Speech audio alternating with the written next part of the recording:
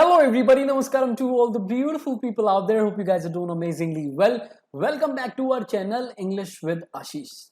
And guys, today's lesson is going to be very important. In today's lesson, we are going to master the difference between a phrase, a clause and a sentence. Are these three things the same? What is the difference? What is the similarity? We will learn everything about this. Okay, so make sure you watch it till the end. If you haven't subscribed to English with Ashish yet, make sure you do it. If you haven't joined our Facebook group, make sure you join that. All right, I'm excited. Hope you are too. Let's do it. So now let's look at the differences and similarities between a phrase, a clause, and a sentence. A lot of people get confused. Let's take the confusion out of the picture. All right. Point number one, a phrase is a group of words. It is more than a word. Clause, it is also a group of words. It is more than a word. And when we talk about a sentence also is a group of words. So that's a similarity between a phrase, a clause, and a sentence. All these three things are a group of words, are more than a word, one word, right? At least two words.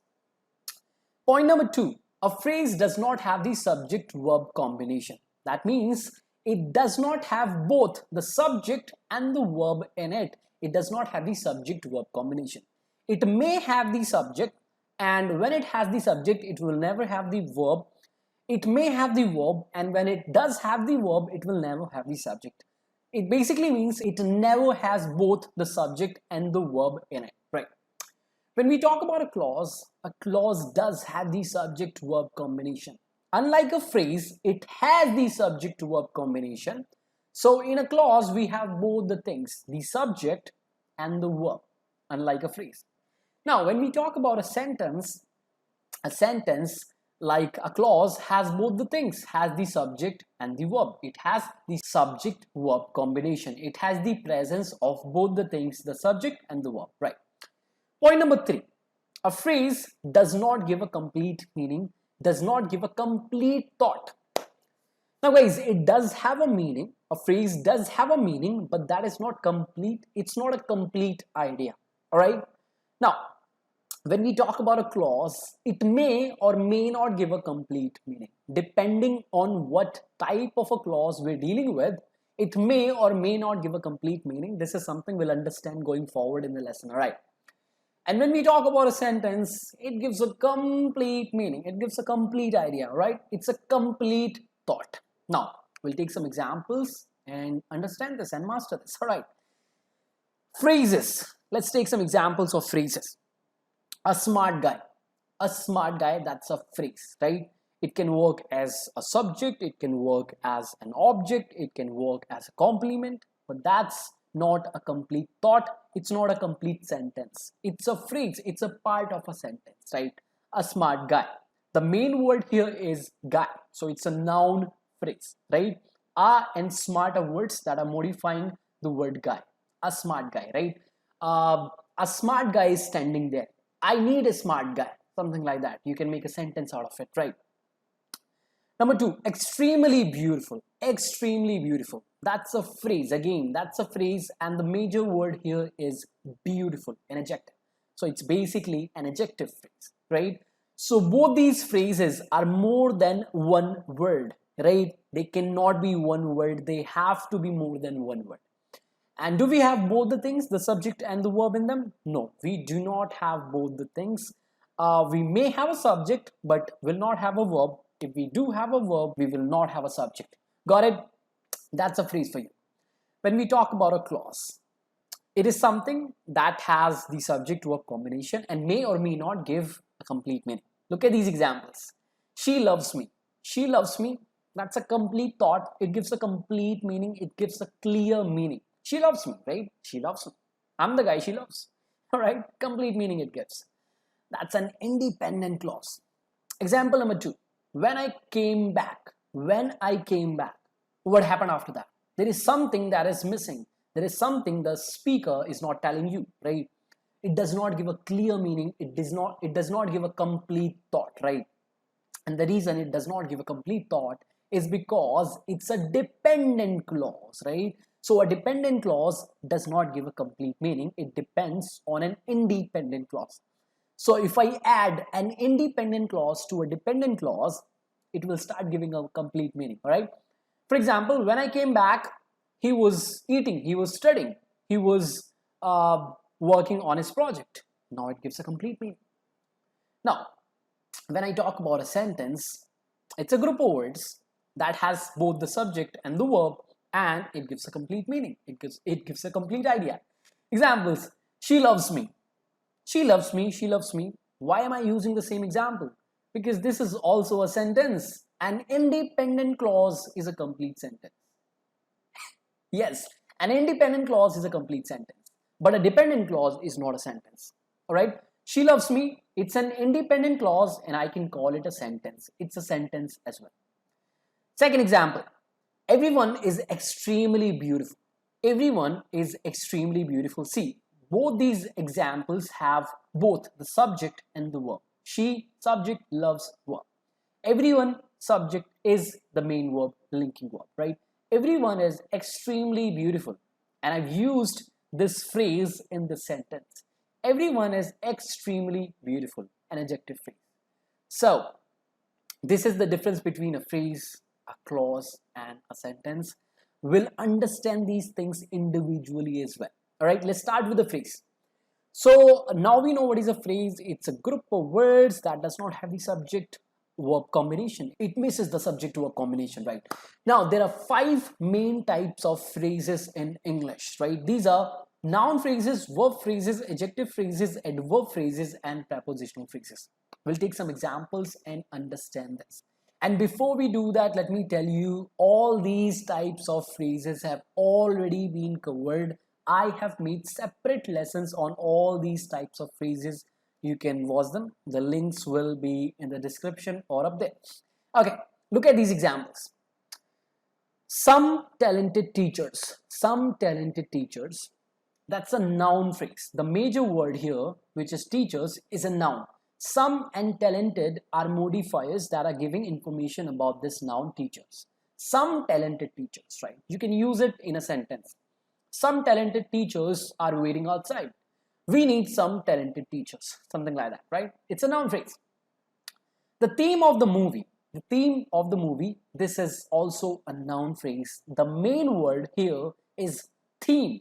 And all the remaining words are modifiers, are giving information about this word theme. The theme of the movie. All right. You can say, if you want to make a sentence out of it, you can say the theme of the movie was amazing, was unique, right? Is teaching. What kind of a phrase is this? I want you to guess it. What kind of a phrase is it? It's a verb phrase, right? Is teaching. It's a verb phrase. It does not have a subject, right? It is simply a combination of 2 types of verbs, right? Helping verb, main verb. So it's a verb phrase. Has been speaking.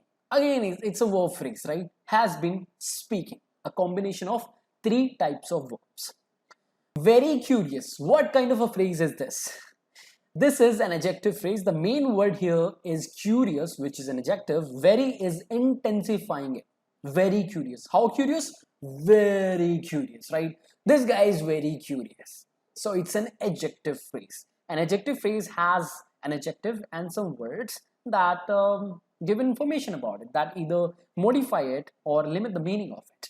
Okay. Shockingly big and powerful. Now, what is this? Shockingly big and powerful. Again, it's an adjective phrase. Big and powerful are adjectives. Shockingly is an intensifier that's enhancing the meaning of these adjectives. How big? Shockingly big. How powerful? Shockingly powerful, right? Shockingly powerful. Come here. Extremely carefully. Extremely carefully. Here, carefully is an adverb, and this is an adverb phrase. An adverb phrase gives information about a verb or an adverb or an adjective, right? So we can use this piece in a sentence to give information about a verb. He dances extremely carefully, or she cooks extremely carefully. All right. So extremely carefully is an adverb phrase.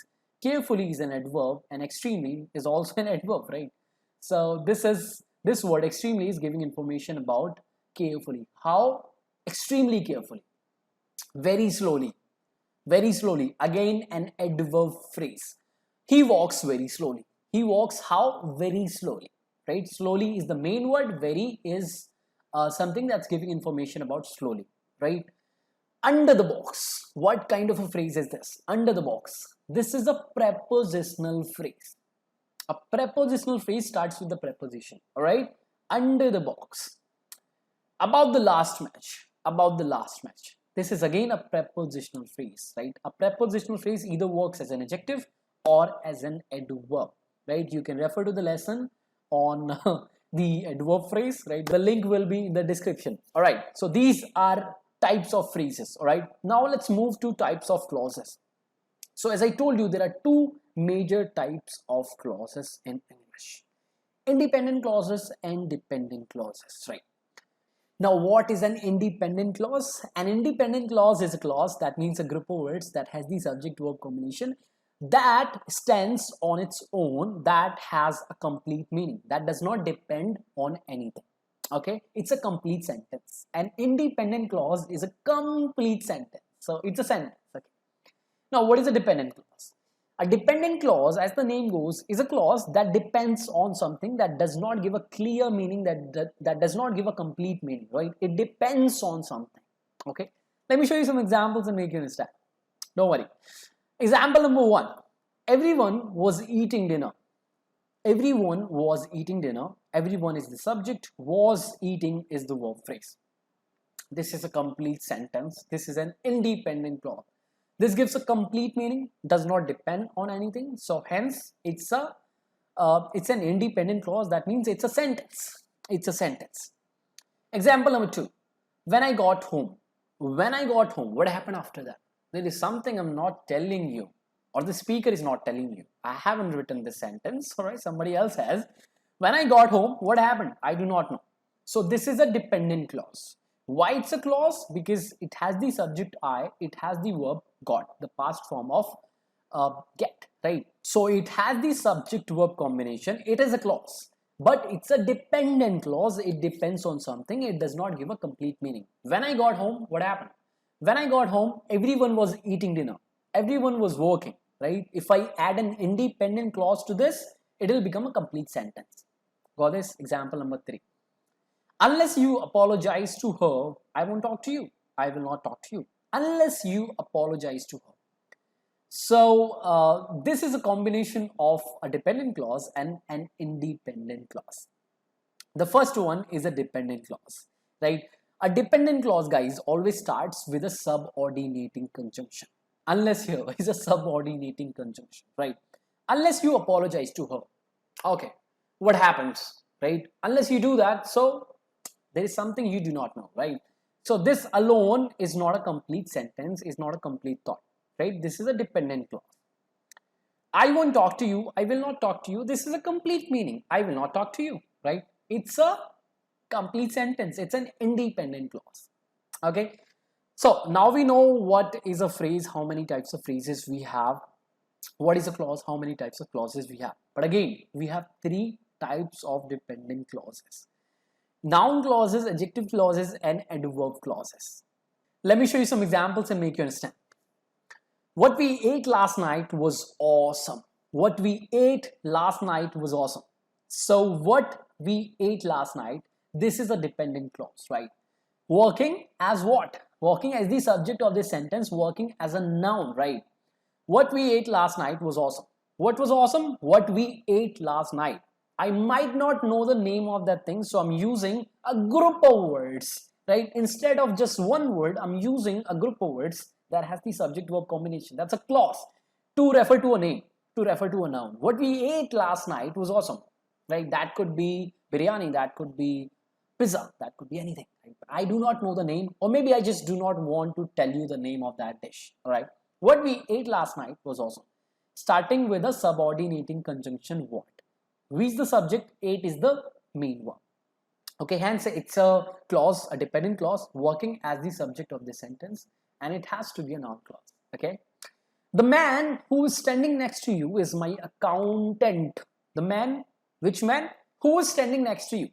This is a dependent clause. Who is the subject? Is the helping verb, standing is the main verb, right? So it does have the subject and the verb, right? Hence it's a clause. But it's not an independent clause. It's a dependent clause. It does not give a complete meaning. Who is standing next to you? So, right? This gives information about this noun, man. The man, which man? Who is standing next to you? Who is standing next to you is my accountant, right? So this dependent clause is working as an adjective. It's an adjective clause, right? It's giving information about the subject man, the noun man. That example. I slapped him as he misbehaved with that girl. I slapped him. Why did I do it? What is the reason for that? As he misbehaved with that girl. So I slapped him is a complete sentence, is an independent clause. As he misbehaved with that girl is a dependent clause, right? Starting with the subordinating conjunction as, right? He's the subject, misbehaved is the main verb. And this alone does not give a complete meaning. As he misbehaved with that girl, what happened? Right? Nothing, you do not know. So as he misbehaved with that girl is giving information about the main verb. Slapped. I slapped him. Why did I do it? As he misbehaved with that girl. Got it? Now we are going to do something together. All right. On your screen are some examples, right? What you guys have to do is, what we have to do is, we have to find phrases, clauses, and sentences in these examples, right? So if you want to do it alone, pause the video, do it alone. If you want to do it with me, just do it. Let's do it together. Example number one. One of my school friends is teaching at my school amazingly well. So we are going to try to find out everything. Phrases, clauses, and sentences. Let's do it. What is the subject here? One of my school friends is teaching. So we have a subject, we have a verb, that means it's a clause. Does it give a complete meaning? That's something we want to know. One of my school friends, okay, is teaching at my school amazingly well. Right? One of my school friends is teaching at my school amazingly well. That gives complete meaning.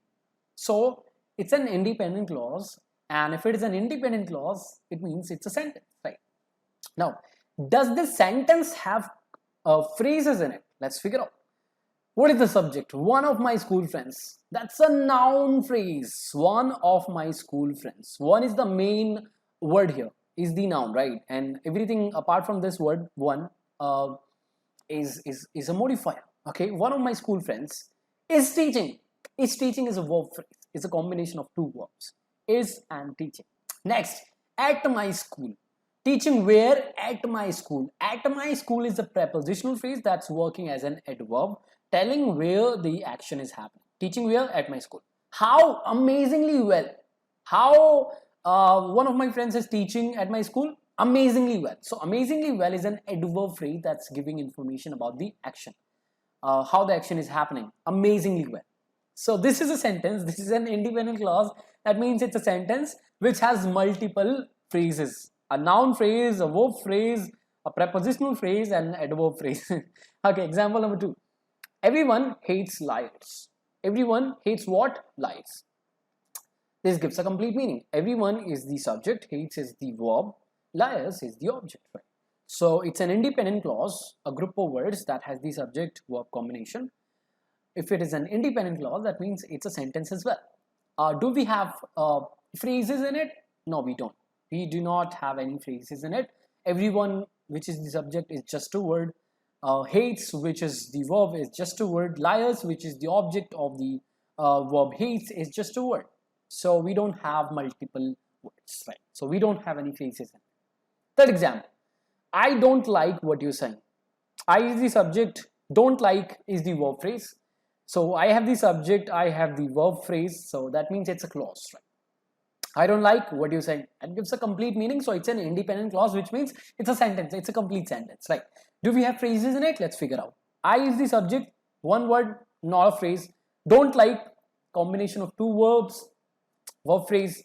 I don't like what? You always like something or somebody. What do I not like here? I don't like what you are saying. What you are saying. You is the subject, R is the verb. So it's a clause. What kind of clause? A dependent clause starting with a subordinating conjunction word. I don't like what you are saying. Alright? So this is a dependent clause. Got this? Next example.